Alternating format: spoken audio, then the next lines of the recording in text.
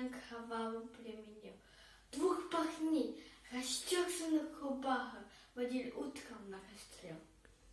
Первым шел постарше, темнорусый, все при нем, и силушка, и стать, а за ним второй. Подстав безусый, слишком юный, чтобы умирать.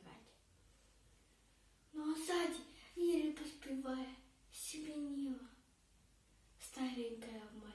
О пощаде немца умоляла. Найм, он твердил важно, расстреляет. Нет, она просила, пожалейте, отмените казнь моих детей, а взамен меня убейте, но в живых оставьте сыновей.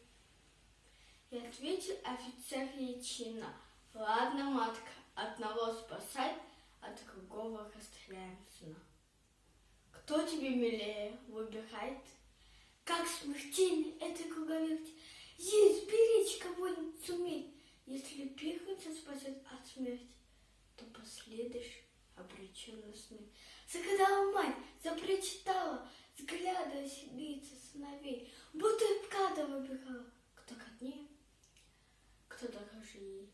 Взгляд туда, сюда переводила, ой, не пожелаешь и врагу. Мук таких сынов перекрестила, и призналась фрицу не могу. Но тут стояли, пробивая, с наслаждением нюхая цветы. Помни, одного мы убиваем, от другого убиваешь ты. Старший виновато улыбаясь, младшего к груди своей прижал. Брат, спасайся, но я останусь. Я пожил, а ты не начинал. Отозвался младший: нет, братишка, ты спасайся, что ты выбирать, у тебя жена.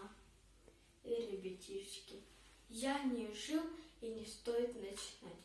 Тут учтиво, ними смолвил, бить-то, отодвинул плачущую мать, отошел подальше деловито, махнул перчаткой, расстреляет. Ахнули два выстрела, и птицы разлетелись с говна в небеса. Мать разжала мокрые ресницы, на детей глядя во все глаза. А они, обнявшись, как и прежде, спят свинцовым беспробудным сном. Две кровинки, две ее надежды, два крыла, пошедшие на сон. Мать безмолвным сердцем каменеет, уж не жить, сыночка, не свести. Дура матка получает немец, одного могла бы хоть спасти. А она, баюкая их тихо, утихала с губ сыновьих кровь. Вот такой убийственной великой может быть у матери любовь.